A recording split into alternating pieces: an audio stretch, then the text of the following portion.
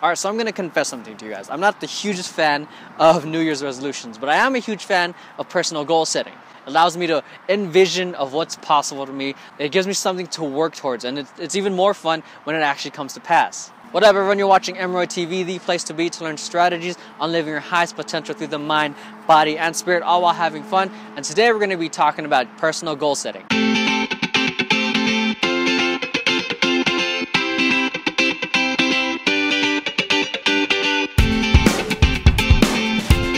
Alright, so in a previous video, I talked about having a very powerful and very clear vision of what kind of life you want to create. That way, once you're clear with that, you can start creating goals that line up with it. If you haven't checked that video out, here's the link to the video. Watch it right now and then come back after. So here's how I see personal goal setting. Think of it as like a deadline for your bill. You know it's coming, and if you don't pay, you might not have a roof over your head or you might not have electricity.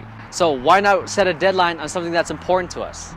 Imagine if we had the same sense of urgency to pay our bills for our goals. How much more fulfilled would we be? How much more closer would we be to actually succeeding what we wanted to accomplish? Alright, so this is pretty much the second part of my personal goal setting series. Now we're actually setting goals. The first part, like I said, setting your vision so you can create the right goals that line up with it. Now we're going to be getting clear and specific of what you want to achieve. And I'm going to share with you guys my 5-part process.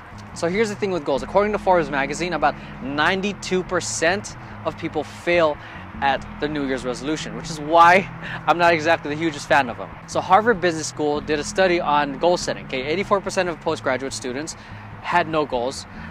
13% of them had goals, but they hadn't written it out. Okay, 3% of them had specific goals and an exact strategy of how to achieve it.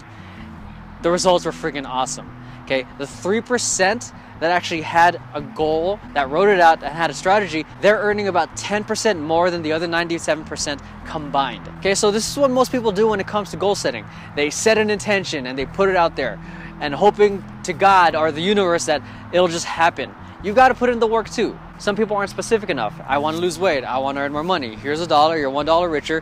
Drop a pound. You just lost weight. Okay, get specific. Get clear. And while others just play it safe. Their goals aren't juicy enough, so they don't feel motivated to take any action. So when it comes to goals, I believe my friend Ben said it best. We dramatically overestimate what we can do in a day and underestimate what we can do in a year. So my process in goal setting isn't something that you're going to achieve it in a month, week, or a day. So it's a tool that you can use to get clear on what you want to achieve and get started with the process of getting to your goal. So before I get into the 5-part process, I want to share with you guys the principles that I use to sort of help build the process. So even though you don't use the process, at least you would have the principles to create your own. It's pretty much working with SMART: specific, measurable, attainable, relevant, and time-bound. So when it comes to being specific, is it too broad? Is it just way too out there? Like I said, like the example I said earlier, losing weight, how much, by when? Is it measurable? Is there a certain value to achieve by the end of it? Attainable, is the goal juicy enough for you to actually take action and be motivated, yet at the same time not too easy or meaningless? Relevant, is it aligned with your vision? Time bound, is there a beginning and end date? Okay, like I said, these are pretty much the principles that I based it off of. And even if you don't use the process that I share with you guys, at least you'll have the principles that you need to create your own process. Okay, so here it goes. The first step, you're gonna mind dump. You're gonna take a pen and paper or a laptop or whatever you're gonna use, and you're gonna write out every single goal that you wanna achieve. Okay, you wanna get a new cat, you wanna lose weight, get a new computer, whatever. There's no right or wrong at this point. Just write it all out. So the next step is to separate these goals according to their domains. Okay, spirituality, relationships, business, finances. Okay, you can learn a little bit more about it in the video I created here. Okay, one of the reasons why I'm having you divide it into separate domains is because I believe a person of greatness has balance within all aspects of life, not just business, not just your relationships, all aspects. The third step is get specific with your goal. How much, by when? Next, you divide them into quarters, so that can be either from January to March, February to April, or from your birthday and on. Alright, so next is set the game plan. You're pretty much writing out the game plan for each goal that you've written out. Okay, I use this template from Michael Hyatt that I loved. It's one of my favorite templates and tools to help me get clear on the game plan that I want. I provided the link for the template you can check out right down below. So in the game plan, you're pretty much writing 4 parts. Okay, the first part is writing 3 to 5 reasons why this goal is important to you. Part 2 is pretty much writing out the action steps of what you need to take to get there.